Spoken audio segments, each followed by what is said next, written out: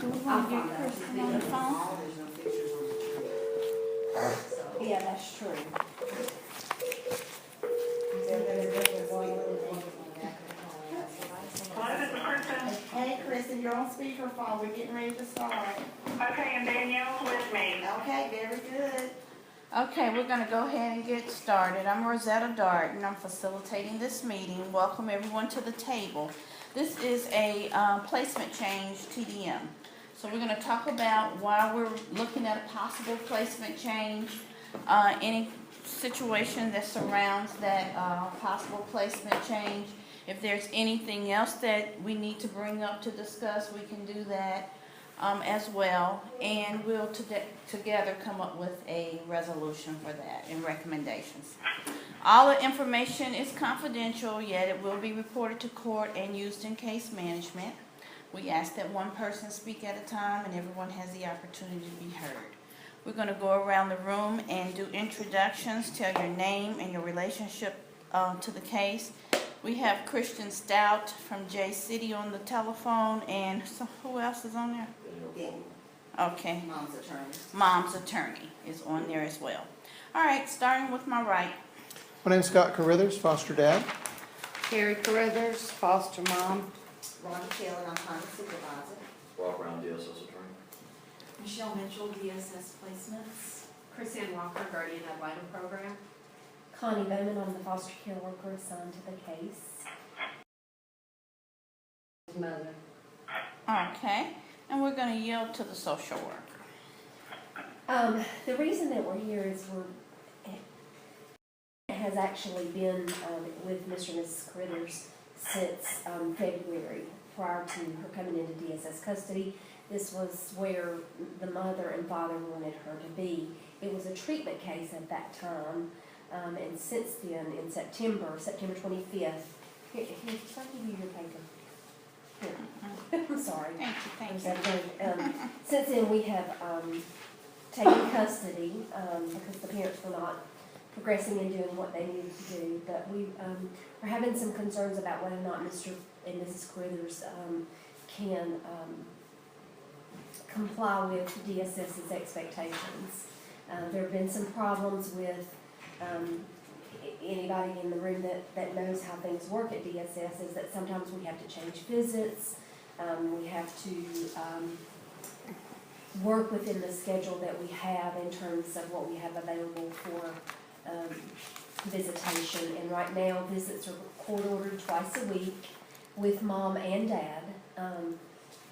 Father, however, has not been visiting, but mom has missed some visits, but recently has visited pretty consistently in the last couple of weeks.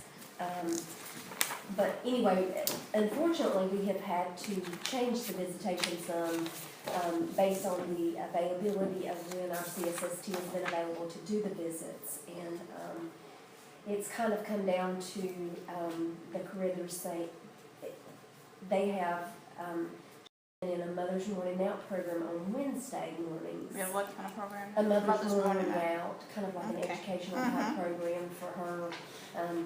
She's at for several hours.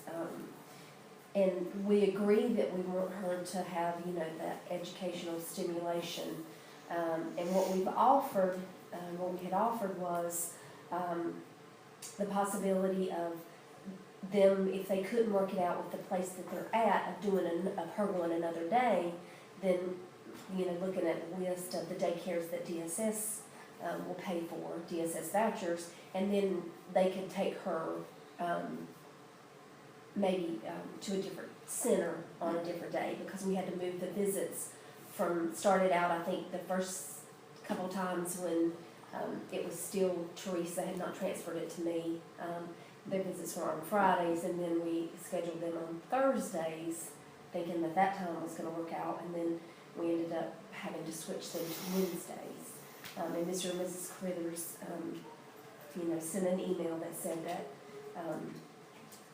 they did not like the fact that we had to go with the Wednesday, and that to let us know that she would not be available to visit on Wednesday. And so after discussing it with my supervisor, she we decided to have a meeting to talk about whether or not this placement is gonna work out. I mean, they've been wonderful. I think part of the problem that we've had and are having is that when family members or people that are not familiar with DSS Mhm. are not licensed, then they don't really know All the- necessarily how Mhm. DSS works, Mhm. what our, what our requirements are. And I think that what happened, unfortunately, for a long period of time, Mhm. when it was in treatment, because it was in treatment for many months, Mhm. they were doing, what they thought was the best thing. They were taking care of. That was their priority. That was what they had been asked to do by the parent. And not really, I think in the beginning y'all did some visitation, but that dwindled off and you didn't really have to, their focus was on. So I think that unfortunately, it's totally different when it's a child's not in DSS custody, and it's a treatment case or a CPS investigation or assessment versus a child being in foster care and what the requirements are. And how long was it in treatment? 7 months. 7 months. Yes. Okay. Can I do the emails? I do. Okay, so this is your first time being foster parents, right? That's correct. Okay. And are you licensed with anybody? No, ma'am. Not licensed, okay. But the intention was, that class starts in December, but I don't know if it'll work. That's what in I their was gonna schedule. ask them, were they Is to refer them to the MAP classes. They had indicated that they really didn't want to have to go through MAP training, but I told them that if it ever came down to things didn't work out, and adoption was a possibility later on down the road, they have to be licensed. And that also I felt like it would be good for them to be in class with other foster parents and learning about DSS and the process. But the next class doesn't start, I think, until December. Okay. Is it And the January? MAP classes is the model approach to partnership and parenting, and that's partnering with the DSS agency. And it's just like anything that you decide you want to do, you got to go and take some kind of class to see, or go to some kind of seminar or some kind of something to see exactly how things are working, And it's the same thing with DSS, We work a certain way, and we have our foster parents to come and people that are interested to come and learn how things go, okay? I don't know that we've had that opportunity, so Okay. if they're in December, we'll be happy to go. So there's a few things that I want to explain. So Okay. as I mentioned, I'm the attorney for the department, so from a legal standpoint, I know one of the emails you indicated you intended to get legal counsel. Do you have an opportunity to do that? No, Do you intend to get a legal counsel? if it's needed. Okay, well, as of now, you've not obtained counsel, so do you feel okay talking to me? Yeah, You understand that I represent the Department of Social Yes. Services and I don't have your interest in mind? right. Right. Okay. So the concerns I have, one, you understand that the Department of Social Services has legal custody of the child. I mean, you have absolutely no rights to that child whatsoever. Right. That's correct.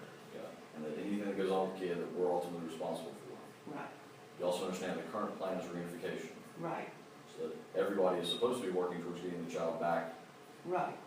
Okay. So the concerns that I've got are some of the emails that were sent. The first main concern came up November 15th, an email sent at 10 o'clock. You again reiterated your position, but then indicated that please understand that you will not be at the DSS office on Wednesdays. So on that issue, I mean, you understand again, we have legal custody of the child. Making decisions as to where the child's going to be, what the child's going to do, those aren't your calls. Do you understand that? We understand that now, yes, sir. Okay. And then, And we indicated at the very last conversation with Connie that if it came down to the fact that y'all would move her, then we will be happy to comply.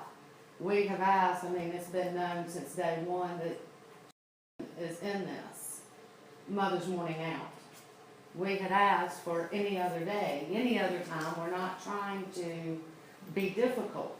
We just wanted that one day, those 3 hours, not to affect, and for her not to be pulled out and lose something that she is gaining or is trying to gain. Right. And all that's fine.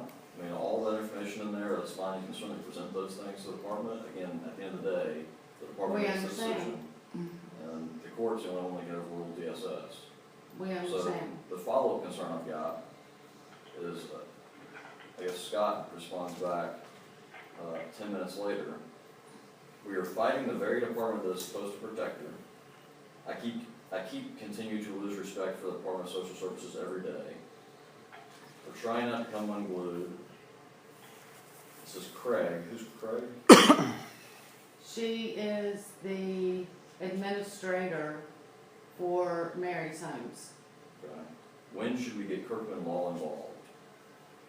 Is that intended to be a threat to DSS? No. No, What was that intended to be, and why did you send that back to Connie? It was not intended to go to Connie. What was it, I mean, you replied to an email that was sent to Connie. And That why? is correct. And that was not intended for her eyes. That was intended to go to Craig. The C's on my computer are very close together. So you guys sent that to Craig, that information that the attorney just read? You all sent that to Craig? I'm confused. we were attempting to send this to Craig because at one point she had told us of an attorney at this group, and we wanted to know when we may need him if they are in the situation of discussing permanent placement with us. Okay. Because, I mean, that's not what it looks like. You So, understand you know, if we may need Well, let me- someone, then yes, I want to know who it is that's been recommended to When you us. say need someone to do what? If we get to adoption, do we need someone? Do we? That's what that email is about? Yes. Yes, sir. Okay, I find that hard to believe, to be honest with Well, you. Let me explain and why. that's fine, One second, because- let me just explain. So, you send an email out that says that you're fighting DSS, you lose respect for DSS, that the social worker referred to him as property of the state, that you're trying not to come unglued, that the next court day is December 5th, and that the says she wants to tell the judge that she wants Carrie and I to adopt. And then in giant letters and stars, you've got Craig's, once we get Kirkland Law involved, I feel like we're behind the 8 ball.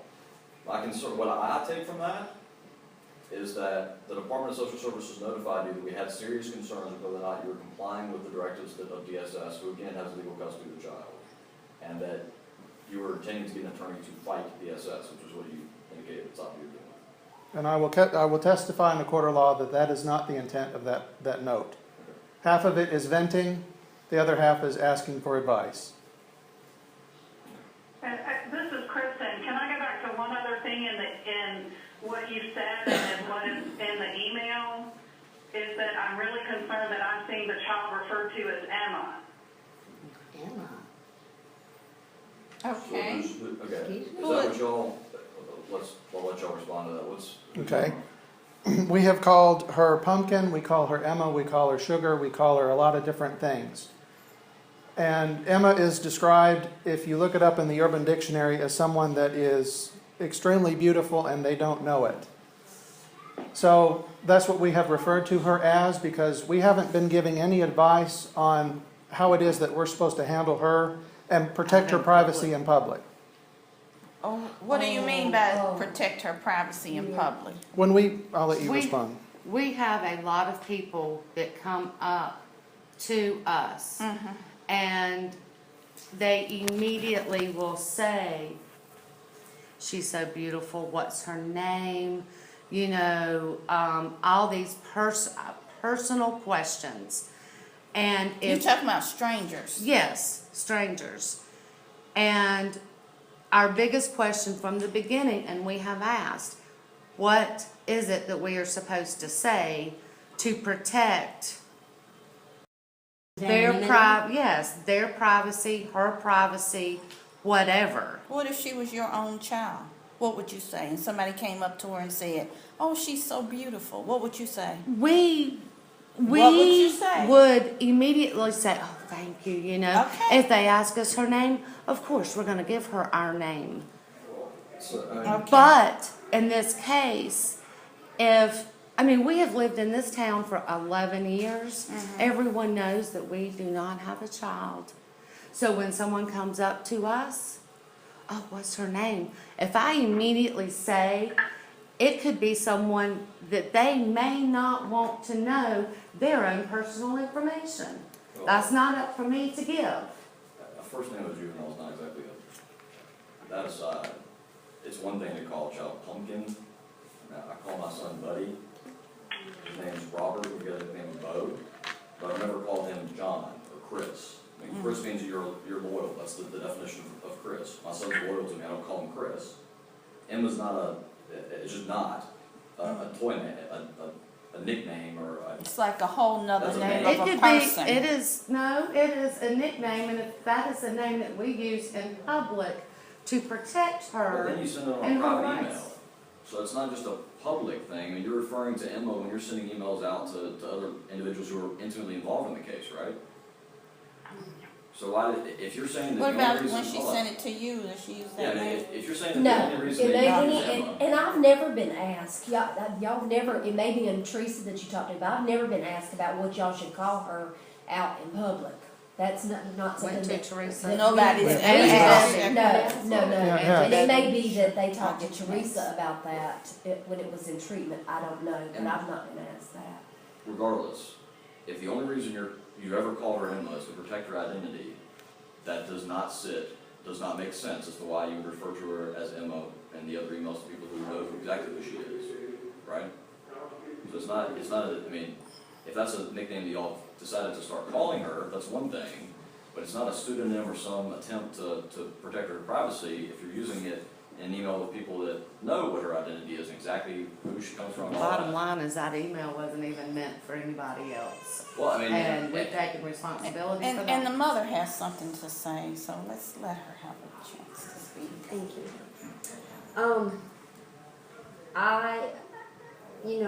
I have lots of pet names for my son. I got lots of pet names. I understand and I am appreciative of you guys wanting to protect her anonymity and our anonymity.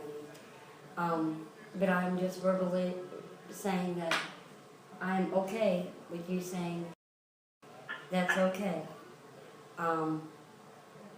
That's her name. She was given that name because I have a brother named, and her father had a baby sister named who died of leukemia. That's where she was given that name from. And even her middle name was given to her by her brother. Her name has meaning, connection. And I'm just saying, I don't have anything against what you guys' effort at all. And I'm thankful that you were trying to be so considerate. But it's okay. Her name is okay? Okay. And next, the deal is, I'm fighting to get my daughter back, but if it were to come down, God forbid, to a position where I'm not going to be allowed to have my daughter, then yes, let me say it openly. I would advocate for the Corinthers to adopt her. Now let me say why. She's attached to them. She's bonded to them. She already calls them mama and daddy. My daughter loves them. And I know beyond the shadow of a doubt, whatever my other personal opinions, I know beyond the shadow of a doubt is in the safest hands. Next to God's and mine, she's in the safest hands she can possibly be in. And I have talked with Connie, and I have expressed deep concern and overwhelming fear of the notion of my child being placed in a foster home with strangers. I myself have had awful, awful experiences in foster homes as a foster child myself. I know several other people who went through foster homes. I have yet to hear of a foster home where a child was not beaten, raped, molested, abused in one form or another. Even I brought up to Connie just this morning, the case in Union County. That was a supervisor for the Union County CPS. Awful. I don't want my daughter in harm's way. Out of everybody in this whole case, the most innocent person is she does not deserve to be placed in harm's way over a power struggle. That's just so silly. Should be the focus of everybody in this room. Her well-being should be the number one top priority to everybody in this room.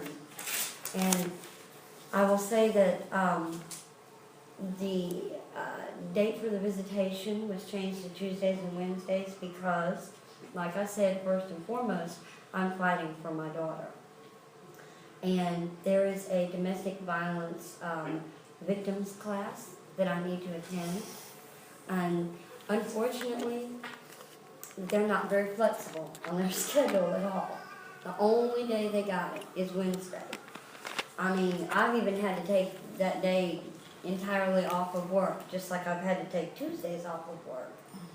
I have a very overly considerate boss lady. She has been so supportive of what I'm trying to do, fighting for my daughter.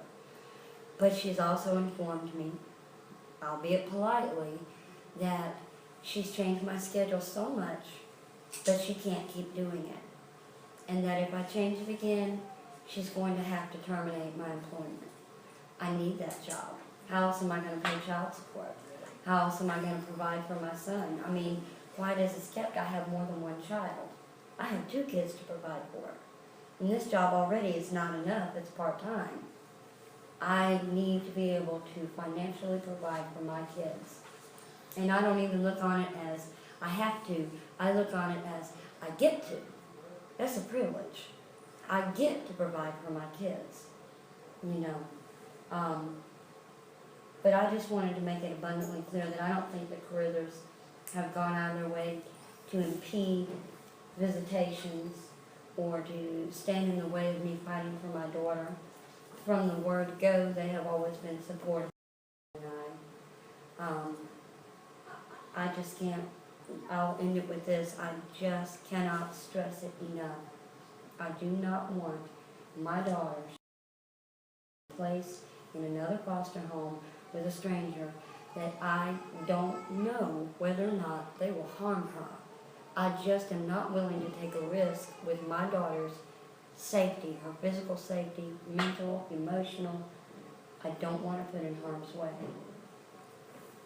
Okay. So, can I respond? Sure. Here's the thing. Here's my issue and my concern with Mr. and Mrs. Carruthers. Mm-hmm. Is that if this was the first time that we have expressed concerns about what DSX expectations are, it's not the first time.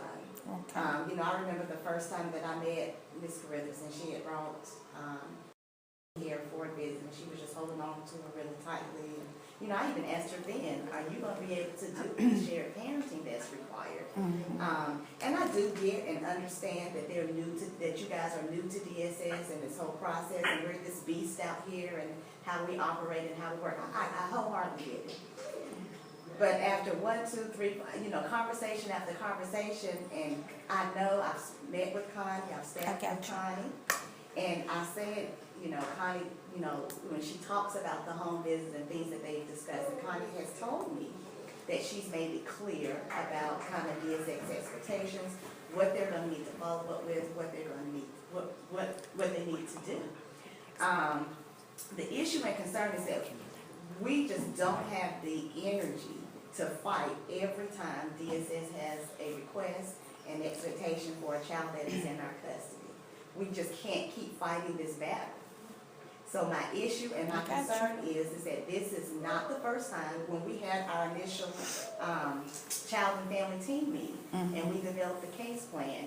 And I don't remember who, maybe it was Kristen, someone said, you know, kind of talked about, you know, the expectations, what you're allowed to do and, you know, not allowed to do, you know, hit on all of that stuff. And that was told to the Carruthers? Mrs. Carruthers were here and Mr. Carruthers was on the phone. Okay. It was me. Okay. So, my issue and concern is that I feel like, and this is why I said, we're just gonna have to have a meeting. How many And we need to meetings come have we, together. how long has this child been in custody? Not that long, 6 September. weeks. Oh, September, okay. this is only the second meeting. So, okay, so we just developed a case plan and now we're here with this meeting, okay. All right, go Mrs. Carithers, go ahead. The only thing I would like to make perfectly clear about that first meeting, when you asked me if I was able to do this, I have said all along, I'm willing, able, Scott and I will jump through any hoops that y'all ask or require of us. However, if you saw me hold her a little too tightly, you might have misinterpreted, because I plainly asked after her blood work, or no, her swab was done, could you please give her 1 minute? 1 minute to catch her breath. Not one person in this room understands she holds her breath when she cries.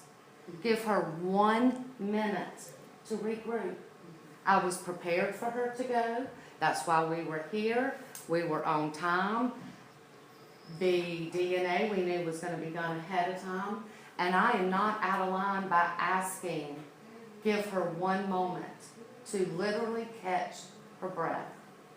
I'm willing and able to jump through anything that y'all ask of us. The problem has been the information is less than forthcoming and has been since the very beginning. Yep. I can play on whatever page you want. You talking about when the case was in treatment or just? I'm since talking about from the beginning, in treatment, whatever y'all want to categorize this as. The only thing we have ever been given is a piece of paper stating you have physical custody of this child. Teresa never handed us, this is what we expect you to do. And at that first TDM meeting that we attended,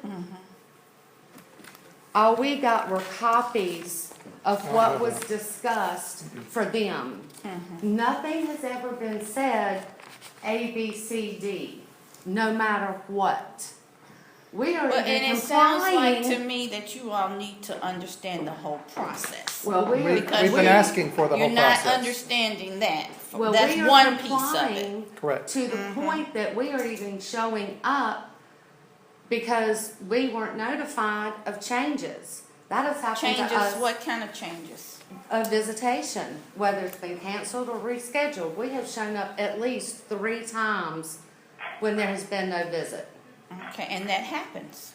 And you gotta be flexible, that happens. And A I lot. can be flexible. There was but one time when I had when- sent an email, letting her know that about the visits, that there was not gonna be a visit that Thursday. The reason why, that we didn't have anyone to cover it, and that the visits would start on Wednesday. She had not gotten that email. I resent it to them. But and they've asked for now, to call, and I told them that we would honor that, that was not a It problem. was We would. 25 degrees. And We she are- was aware of the baby. We are court ordered to do visits. And If the that's rain- If there is not a safety issue to prevent that child from coming, DSS is charged and ordered to carry out these visits for these parents. If she is sick, and, they had a concern because they had called one day, I think it was the Tuesday after Veterans Day, to say that she had a cold, and she was recuperating. And what I asked Connie to follow up with them about is that unless she is running a fever or there is something serious. Okay, well then that's the first I've heard of that. But unless she's running a fever or something like that, that she needs to be at these visits, because we have to make these visits up where she doesn't. That's right. Okay, go ahead, sir. And then Okay, Christine. well, that information is excellent, and we have not been advised, at least in the context of her being ill, of when she should be out in the cold or not. In other words, who makes that call? We haven't been advised of that information. So what we were trying to do as foster parents is to provide the well-being for by keeping her at our home and making sure that she gets better. So there would be no reason for us to take her out in the cold for it only to get worse. And I attempted You 2 had or called- 3 you had phone tried to call. calls to you along with an email, and then I finally, No, I didn't I have, the email sent- that I responded to is right here, and that's what I I was finally telling you. left it, I think, an email with Connie and a voicemail with you. Because I had started trying early in the evening, trying to figure out what the best thing was to do. So I'm thinking and I'll let you, and I know Christine has to say something too, but when, the case came to foster care, okay, the child was already placed in your home, right? So we got legal and physical custody of that child, and I'm assuming we went to court and said, okay, we want the child to stay there, because you guys aren't licensed, and our children have to be in licensed placements. So the department said, we would like the court to allow that child to stay in your home, right? Is that what happened? Okay, I don't know. That's- We weren't there. Yeah, I assume so. well, that's what happened. I mean, we Okay, weren't that's what there. happened, because normally, we would have taken that child and placed that child in a licensed foster home, okay? So the fact that your home is not licensed is an issue, okay, number one. And the court has allowed, and DSS has said, okay, we agree with this placement. So do you see where I'm going with this? Yes. Okay, good. Let's, go ahead. Okay, so 2 quick things. The one on the illness is that unless she is exceedingly ill, she needs to come here, because seeing your parent is not a privilege. If my kids are sick, they see me no matter what, right? So unless she has a really high fever, then I would say that she comes. I mean, even if it's a low-grade fever of 100, she should probably come to the visit. Understood. The second thing is that at every hearing, we have to discuss placement and the appropriateness of the placement and whether or not the placement is meeting the child's foster care goals. And the judge has to state on that. And this child's goals are simply that they get to their medical appointments, that they get to their visits, that the court order is followed. Does that make sense? Understood. And there's not a lot of, I mean, we wouldn't have known about this sickness. That's not something that I would necessarily think to tell you, okay, you gotta make sure she comes, because she had not been sick. Yeah, we and when haven't that- missed And one when that visit. came up, I was looking back, when that came up, it was on a holiday, we were closed. We were closed that Monday, which was why, I mean, you that's couldn't get in touch with anyone. That's part of the point I want to make, is that the individual disagreements, the concerns, the hiccups, those aren't, that happens with every one of them. It's the reaction that concerns me. And it's a serious reaction, a serious concern that I have, because I have to go to the court and argue on behalf of the Department of Social Services that this is the best placement, because we have control of that placement. A licensed foster care agent, or a foster care home is controlled by some entity. Some of them are controlled by DSS and licensed by DSS. Some of them are controlled by other entities, like American Children's Home, or all these different entities. There's people who are going out to that home on either regulatory, if they're controlled by us, or off policy and procedure, if they're controlled by one of the other agencies, on written guidelines. And all these things they check through, they go through the class, so all this stuff that is supposed to be given to the court to show the court that this is an appropriate placement and that there's a lot of supervision and control over that placement. When I go to the court, I argue to the court, if DSS decides to maintain this placement, that this is the best placement, then I have to go to argue to the court that we have complete and total control over that placement, that we're going out and visiting it, that we're following the directions of DSS, et cetera, et cetera. And we'll go through this email again, but the reactions of y'all telling DSS what is and is not going to happen is a big concern. I totally understand that DSS does often not do a good job of explaining all of the ins and outs, because we work with foster care parents who have been already Oh, through know a math lot of classes, those things. who've Yeah. been through months and months and months and months of training. So you're absolutely right. You probably didn't have a lot of information on the individual components. But with that said, the automatic reaction to believe that you're fighting the department, because you certainly knew that we had legal custody of the child, right? You understood that from the get-go. As soon as we filed the petition, I hope you understood that we were the ultimate responsible party for the child. So to say you're fighting DSS or that DSS is not protecting her, or all these other things, huge red flags. Now, who is JLC 1948 at SBC Global? If we are, I'll give you a chance to respond, but I do want to know who those two people are. They're members of my family. That's your mom. So JLC 1948 is, They're members of my family. That's my mother. that's your mom, and who's Anita Radke? that's my mom.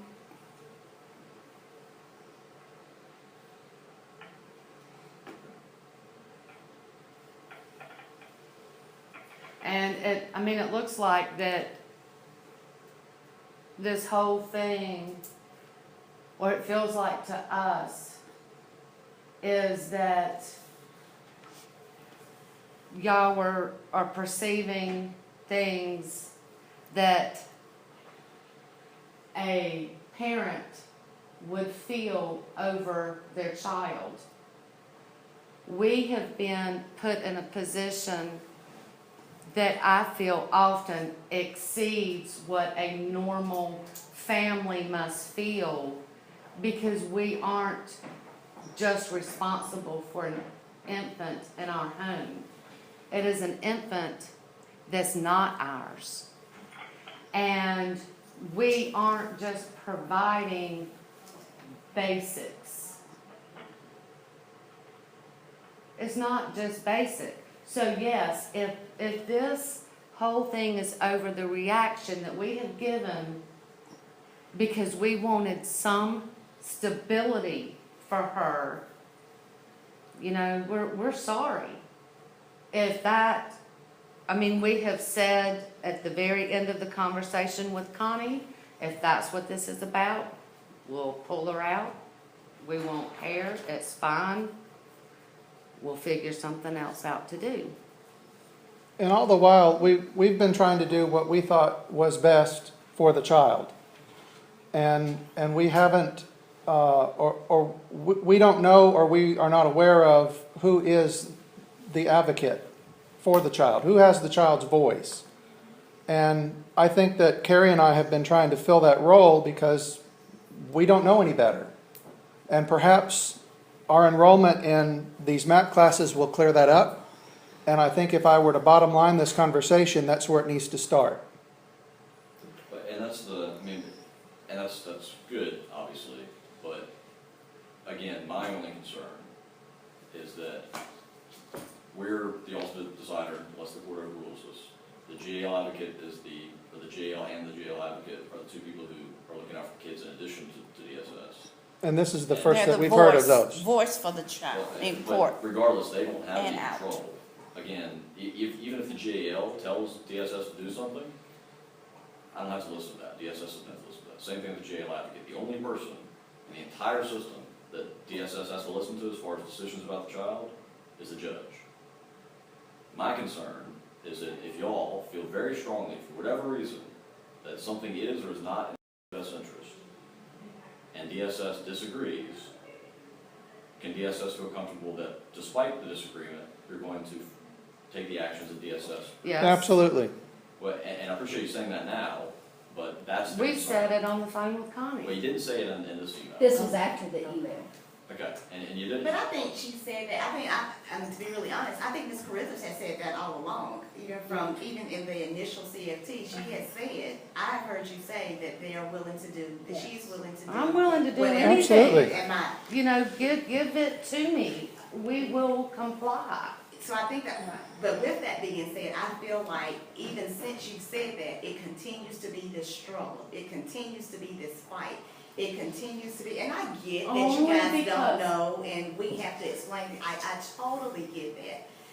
I do. Which is why it wasn't that I'm fussing, because I say, Connie, make sure you address with them about the cold issue and the child is sick, make sure that they know, because you guys you wouldn't know that. Right. We have to make that up, so Connie has to inform you to let you guys know that.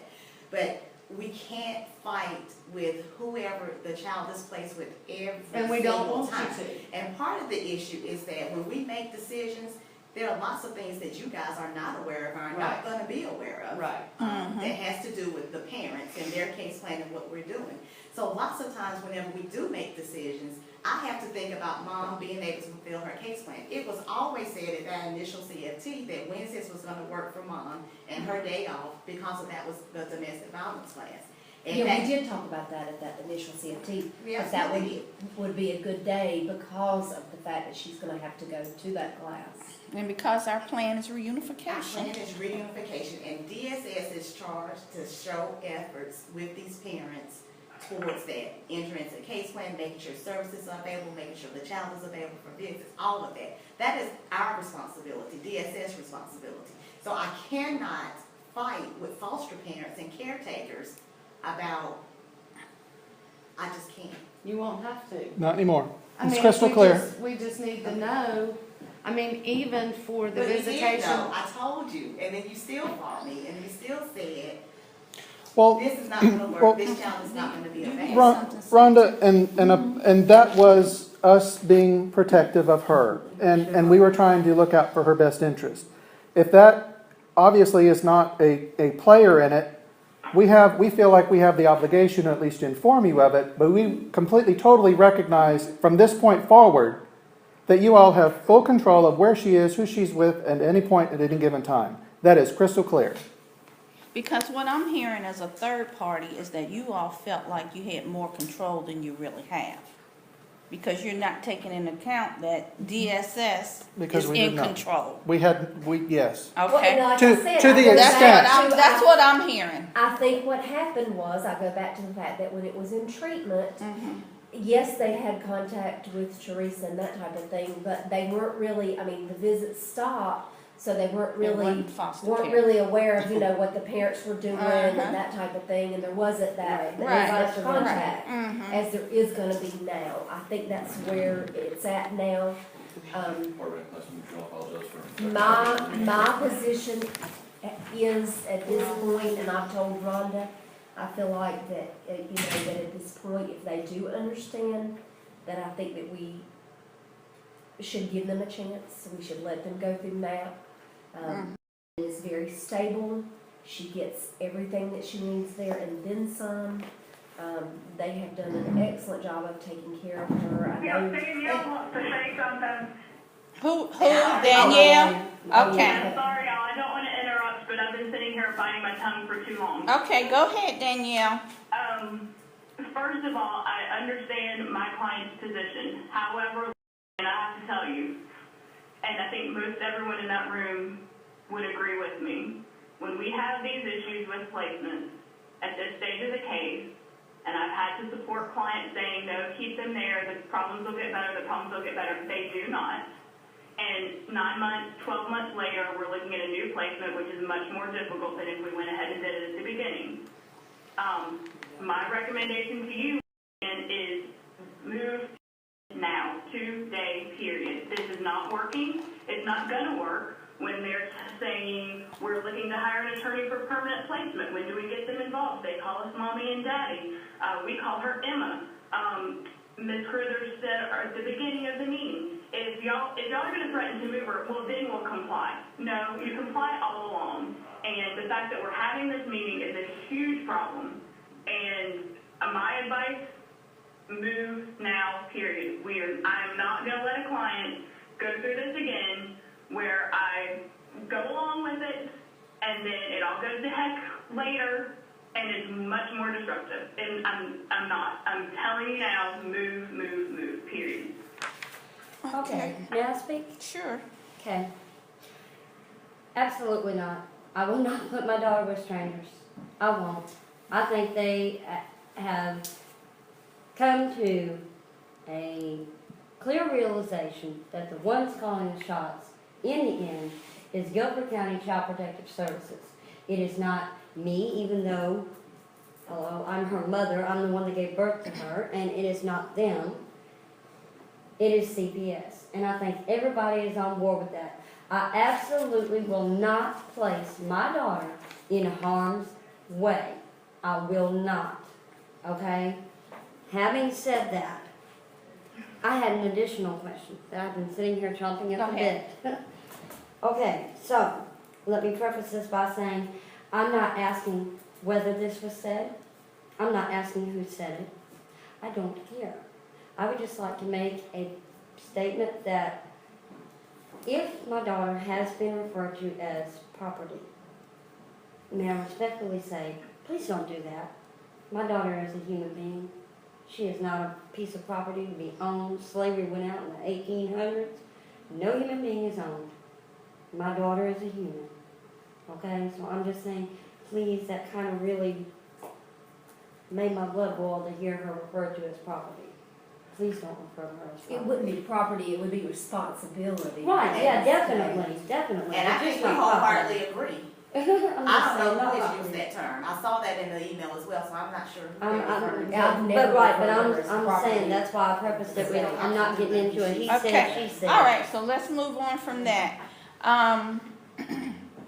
Is there anything else that needs to be put on the table? Because I think the picture is pretty clear to me. Anybody else on the phone has anything to say? Because I'm kind of thinking we need to go towards recommendations. I would just say that Michelle Wright, who is in court, has texted and said that she would like for her to be moved. Who is Michelle Wright? She's the attorney advocate Okay. for the child. You got, Okay, and so I'm- regarding that Lightem program, we know Mom is not wanting her to be moved. I cannot make this any clearer, please. Can you guys not hear me? We do hear you, I ma'am. have been a foster child myself. I speak from personal blood experience. Do not put my daughter in harm's way with strangers. The reality is, here is the truth. Okay? I know y'all have children's best interests at heart, but it's been a long-standing record, and I'm not just talking about Guilford County CPS, I'm talking about CPS across the board, across the nation, does a crappy job picking foster parents. And I don't want my child being abused. The reality is,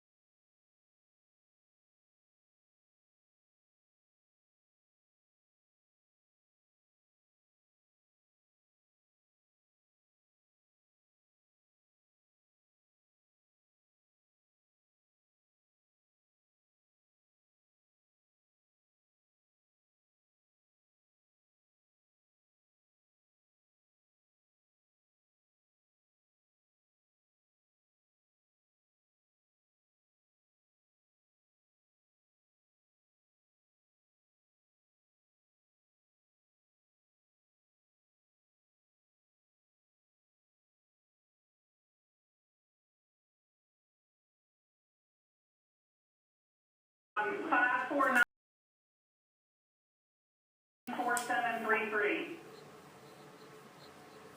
Okay. Hold on.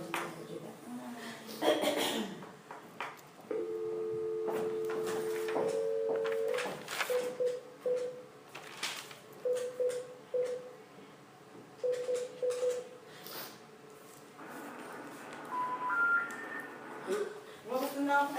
549-529-4733. That's what I Oh, yeah, he just texted me and said the same thing. Oh, did 540, Oh. it's a long number. 540.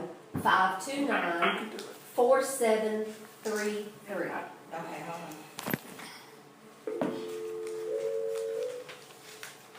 I sure would like to be able to finish my statement. Nobody's letting me I'm finish just that. trying to listen. You can finish as soon as we get him on the phone. Don't forget it.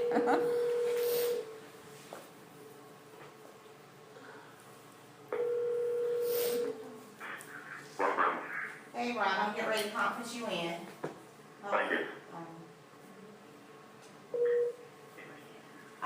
Kristen, Danielle, and Rob? Okay, Yeah, I'm here. all right, Connie was in the middle of saying something, so we'll let her finish. What I said is ultimately it's gonna come down to DSS, and my proposition is this. She's been here this entire time, they have provided very good care for her.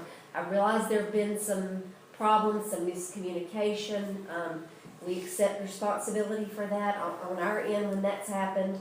Ultimately, I'm gonna be the one that has to work with them, but, since MAP classes are coming up very soon, what I would like to see is that they go ahead and start MAP classes, we not move her at this time, get some feedback from the MAP classes and see if they can get a true understanding of what's gonna be expected, get more on board with all that training and what's expected of foster parents. I feel like it's, we do a disservice, and this is why we do need to use foster homes when we can, but we haven't had any control of this, because this was already put in place before we got the case. I feel like we are better served when we do place with foster parents because they do know the expectations. We're not dealing with that situation. We're dealing with a child who's 17 months old, is very bonded to this family. They have provided excellent care for her. She was born prematurely. They have followed up on everything that they've needed to in terms of the doctor, CC4C, everything that we've, referred them to and tried to put in place. I would like to see them begin the classes, get some feedback from that, and see if they can, get a better understanding of the rules and the expectations. And then I say if a problem arises, then that's the time then we would move. We've not had this meeting with them. We've not really shared this with them, and I don't think we're being probably as thoughtful as we should be at the fact that they don't know this system. They were thrust into this situation. They didn't necessarily choose to be foster parents. They met this woman, chose to help her out, started caring about her and caring about her child, and I think that's where we're at. Rhonda may feel totally different. You may feel like, no, we shouldn't, let them get started in MAP classes, but that's my position, that's where I'm at right now. Okay, that's fair enough. And our MAP classes start when? I don't know, my email said December. Was that just email get the said for you referral to get in? referrals in by the Okay. first week in December. Okay, I can have the referral in definitely by the first week in December and have that started. And from place, so licensing, if I can just add the fact that part of the licensing assessment process is various skills that folks have, that applicants have. And one of the very important skills that is assessed is working in partnership with the agencies, the schools, everybody on the team. That is part of licensing assessment, and they discuss that in great detail. Good. Okay. All right, Chrisanne, and then we'll hear from Rhonda last. Is there anything you would like to say I regarding? mean, I already spoke my piece about the language and the fact that we have to re-ask the judge at every hearing, and at this point in time, there's no way we would be able to do that. Okay, all right, Rhonda. And Connie, I hear you wholeheartedly. It's my recommendation that we need to move the child. I think, I just think we need to move. I think it would be great if they continue to go to the MAP classes, but my recommendation is to move. Okay. All right, And so, this is Danielle, and for what it's worth, I stand by what I said earlier. I don't think reunification is going to happen with this placement. okay. Rob, any final last words for you? Well, I don't know about having a position on whether or not the child should be moved. I think the question that everybody in the community is making their call is whether or not that's the absolute best placement for the child. As I stated earlier, the critters have absolutely no right to that child. We're removing them from long-term caretakers or parents. The question is whether or not another potential placement on this initial confined would be better than the critters. But I don't know the answer to that. Okay. I will say that whenever the team decides, well, rather if the team decides to leave the child, where she's at, then we will have to let the court know what the concerns the department had, what the concerns the GAO program had, that the city had. And I know the guardian ad litem advocate has got some concerns as well, and I can promise you that she'll make those known to the court as well. So even if the team makes the decision to leave Shannon where she's at, we'll make sure everybody's aware of the fact that there's at least a chance that the court will overrule the team. Okay, all right. So it sounds like the department is just not really on the same page, but in these meetings, the ultimate decision would be the supervisor. So, and I hear Ms. Till saying that we're gonna move her. That is my recommendation, yes. Okay. I don't think we have a choice, because we can't go to a judge and ask if you were solved. I think we could. I mean, it would be a thought, but I certainly think we could with their, Sir, understanding and starting classes and. okay, in sir. 1 or 2 weeks. So, I think we could, with that being the. so, for lack of a better term, I guess Carrie and I are the victims of the lack of information. Had we taken the MAP classes and gone the normal route, then this meeting probably would not have even taken place. And we've even said And- that we and we've- understand And we've asked before that, we've asked for information, but we've got it in limited, chopped up pieces. And I think Carrie and I have tried our best to navigate the waters that we were unfamiliar with for almost a year. So to suggest that moving her is in the best interest, I don't see it, because there's obviously some deficiencies that need to be corrected, and if given the opportunity, we can all start singing the same sheet of music. But I don't feel like we've been given that opportunity, and it's not. and what we were trying to do, I thought, was the right thing, and that was look out for her best interest. And that continues to be our goal, is to look out for her best interest. The victim And- here is. And correct in that the only person that would get hurt is, and I don't think that's very fair to her, because of a bunch of adults that either lack in communication skills or are not singing on the same page. So I think in order to give the best shot, we need to get ourselves on the same page and keep moving forward.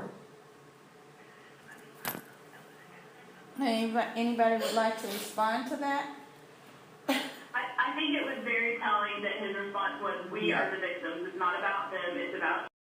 And that's the mentality we're dealing with, which is why reunification is going to be really hard if this placement stays. And I'll just say, I think the hard thing in this case is that it is not about them, their ability to provide, take care, meet her physical needs. It's completely not about that. It is not, they have been doing that. And I don't think anyone is questioning that they haven't done a good job with that. I've just been doing this long enough, and I have seen it. I've seen it play out. At this particular point, it is still my recommendation. I believe that is in the best interest to move. I think my level of frustration is that they haven't been given everything. They haven't been, and it's unfortunate, because I feel like they could be the best placement for her, because they don't know, what's necessarily expected, or what they could learn later on down the road. And there have been some communication problems and deficiencies on our end too. So I guess that's where I feel like that, that and that's probably why I feel as strongly as I do, in the fact that, this child is very, very bonded, and, we don't like to move children any more than we have to. I feel like this could be a workable situation, or I feel like we would have a really short time to see if it's going to be a workable situation. By asking, let's get them in math classes, that gives us a really short amount of time to see if it's going to be, if they're going to comply with what they need to do. And then they'll have information, they'll be in with other people. And I think that's, And if I can interject real quick, when are we back in court? December 5th. So, I mean, the only other option, and this is not, I'm not in any way, shape, or form advocating this, is to fight to the court. is to what? Let the court make Let the this. court decide. I Leave think it there that- until the court. I think I kind of think that's a good decision. As the facilitator, just hearing it, letting the court I will make say that that I decision. think and I'm sorry if I interrupted somebody, I will say that I think it's not reasonable to delay making this decision until February, March, when they've had math classes or part of math classes. Right, I don't think that's reasonable. Right. So I think the math classes is irrelevant at this point. You think they're irrelevant? No, until they see a To let them go through the math classes and then make a choice. We're looking at another 4 to 6 months. Right. Oh, okay. Right. I get what you're saying. But I just think that that's gonna give them, they're gonna be better equipped then, and we would be better equipped to see if they were gonna be able to do it. That's what I'm basing my decision on. She's already been there for this time. That's not what it's about. It's about where's best for, and if they can't be that right now, then it's not the best. We shouldn't have to wait 4 to 6 months. Well, I don't necessarily think that they're not the best right now. I don't necessarily agree that they're not the best right now. We're all here Question, because we please. had a misunderstanding. We have I don't think we agreed. had a misunderstanding. I think it was very clear about what the expectation was, and you guys decided something different. So I don't think it was a No, misunderstanding. wait. Oh, okay. No, wait just a minute. We advocated for Wednesday. All right, that's tomorrow.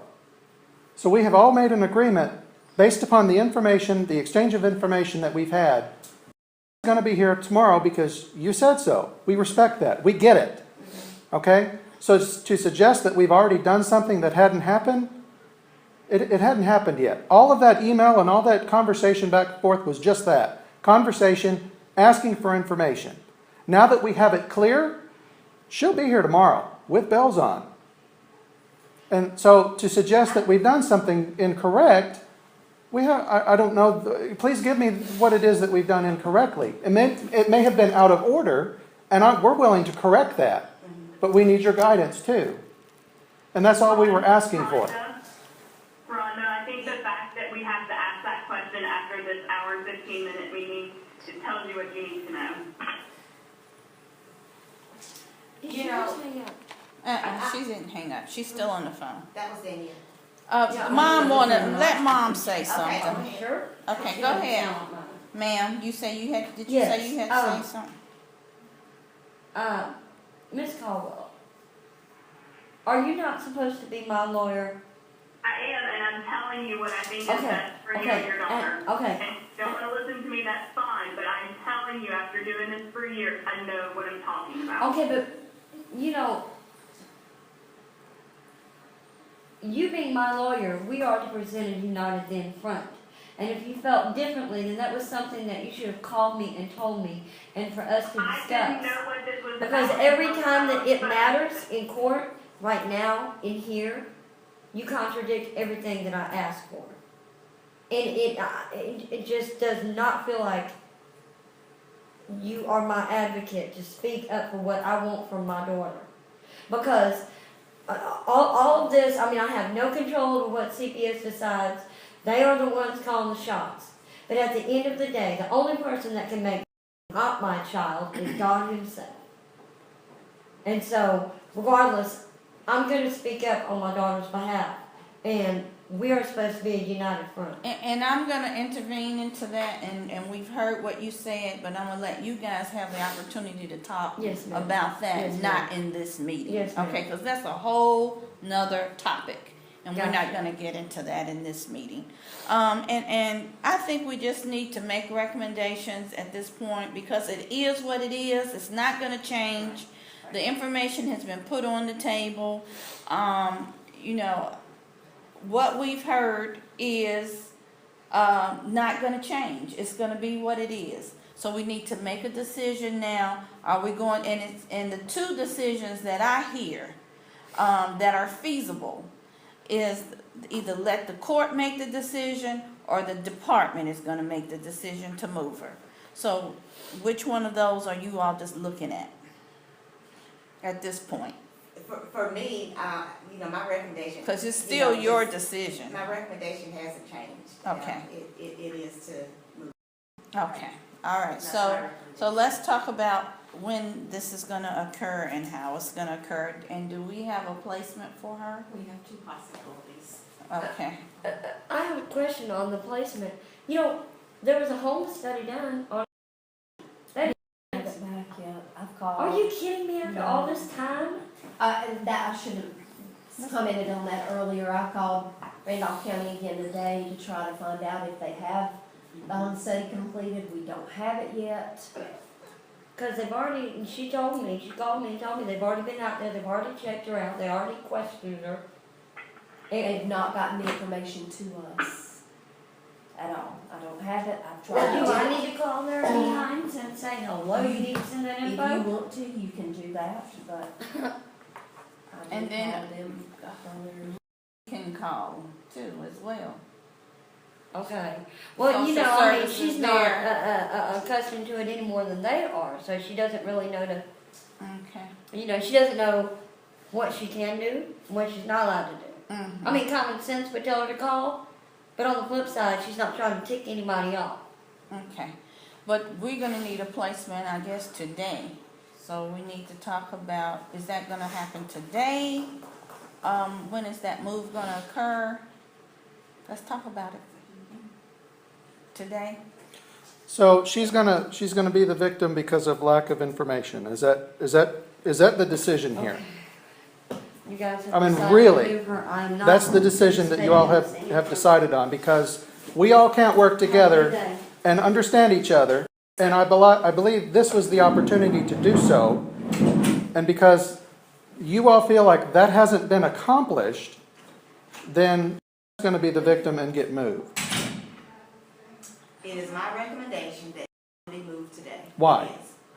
I'm not gonna rehash it. And I think this is just an example of the continued struggle and the continued, if there is something that the department says, and I get that this is the ultimate, because I'm making a recommendation of moving. I get that. But this is an example of this, the continued struggle and the continued battle if you don't agree with something that DSS is recommending or the expectations are. Okay. We have the right to have our opinion, Absolutely, and I believe we have the right to voice it. absolutely. But I would like to challenge you and to explain to me what it is that we have done to make you feel that way. And I think, sir, everything that we've heard with the emails,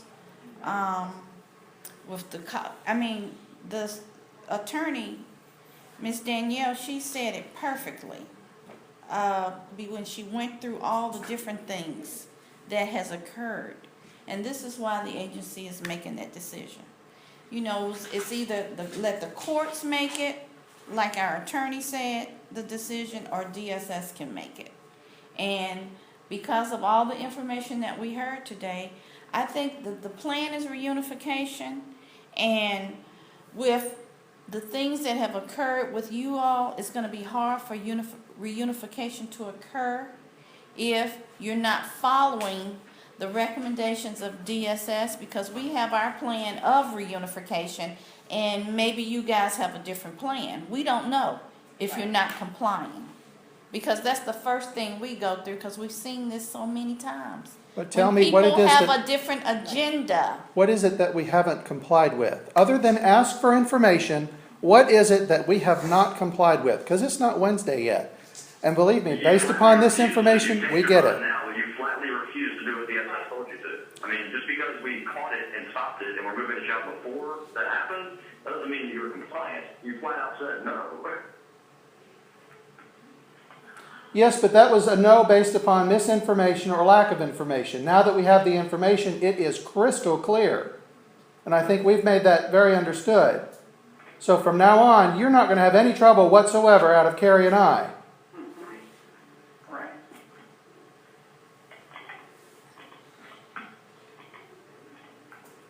Does anybody want to respond to that?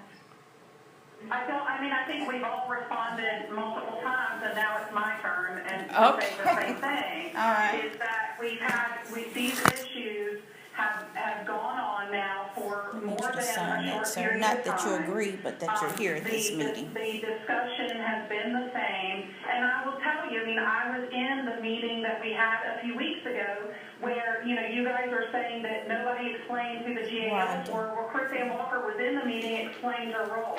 I was in the meeting where I said, now that she is in custody, things are different. The expectations are different. And you guys acknowledge, or at least Mrs. Carruthers acknowledged that. And then the other thing is we talked about the fact that we were going to have to look at changing times and days of being off because of the schedule with Crossroads. And not once did you guys say, when we talked about having to maybe change a visit or do anything else, did anybody say, oh, well, that's the day that it's in daycare. And then we go back to to everything else that's happened, the name, the refusals in the email that say she's not going to be available on Wednesday. So I think we can say it, all of us can take turns saying it 15 different times, but we're all saying the same thing. Okay. For your sake, I'm sorry that you disagree. Sir, can I get you to sign this, please?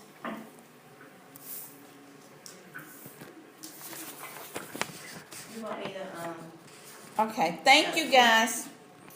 We're gonna hang up unless you need us. Yeah, that's what we're gonna disconnect you all. Okay. All right, thank you. All right, bye. I think, okay.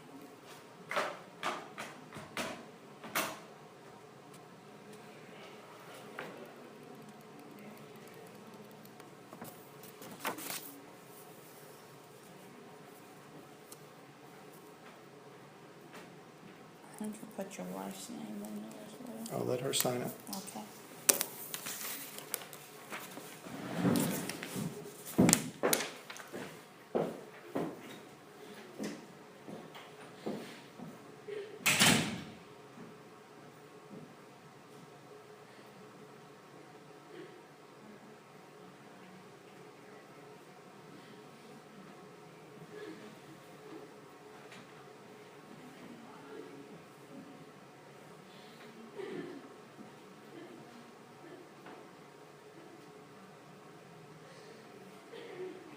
Rhonda, may I say something to you?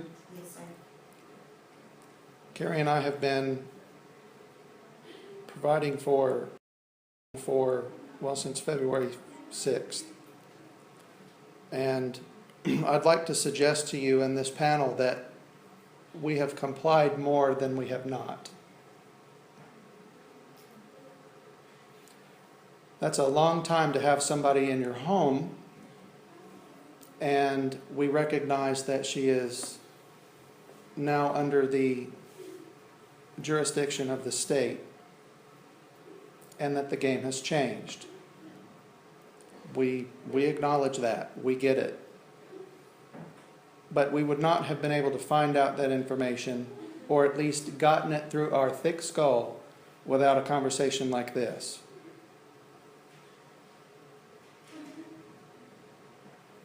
So if you think that we are going to continue to be non-compliant, I suggest that you think otherwise. Because if we have the opportunity for education and increased communication, this is going to turn out just fine. And Carrie and I have no reason to impede reunification whatsoever. The real issue here is, in my opinion, and need help. They are a human being just like everybody else. And DSS has given them a very tall mountain to climb. One so far as much as I think everyone in here knows that it's an absolute impossibility for people that don't have any resources. So the bar is set pretty high. So I don't know how that we can help reunify this family if all of us together, working together to improve not only and protect not only, but because it's a reunification plan. So maybe Carrie and I had the misconception that it's all about, but actually it's not. It's about reunification with her parents. And we don't know what part of that we play because we haven't been given the education. We, some of the things that Carrie and I have talked about, and talked about briefly with you, but not as much because you had to go down for the conference call, is that, you guys, the plan is reunification, and that you all would have to do shared parenting with, which means, and I'll explain that, that means you'd have to share information like, we agreed that when she's dropped off, how she's doing, any questions that they have of just overall about her health, development, things like that, that you would have to do that. I feel like I've tried to, let you all know from the beginning that our plan, is reunification. Do we always see that? No, we don't. There are many times that we don't see that, but that is the plan. There are lots of times where that's what, we're wanting to see happen, and we work with them on that to happen, but it doesn't happen. And that's what I had told Karen, the plan is reunification. Do we know if that's gonna be the end result? No. If it's not, then the other plan we would probably be looking at would be adoption for a child who's young. And that is what I had shared with Carrie. Take one and pass it down. And I agree with you that I think you've got it clear now, which is why I've advocated, what I did. I do think that you understand now that, what's expected of you, that you can't, and like I said, I feel like, that there has been some miscommunication. I feel like it's unfortunate, when it's in the treatment phase, things are certainly different than it is in foster care. And I absolutely hate that this has happened. I do. While it's not my recommendation, I do have to go along with what the department recommends. I can't, I work for the agency. I can't go against it. She's on my caseload, and it is my requirement to continue to work. Jason and try to work towards reunification. Well, let me make it clear. Y'all are the ones in charge, I get that. But check this out, if anything happens to my daughter, if y'all think I will not go straight to Fox 8 and put it on Blast Front Street, you are mistaken. My daughter's safety comes first. I don't care who is bigger one in charge, I don't care who can pee higher than the other. I'm telling you, if anything happens to my daughter, in any home y'all choose to put her in, I am going to make it known. Let that be known right now. Okay, is there anything else that we need to discuss regarding this placement change? Because if it's not, this meeting is adjourned. For real. Okay. I just cannot believe that this is what it's coming down to. If you're wanting that test, I've got to pee and I've got one.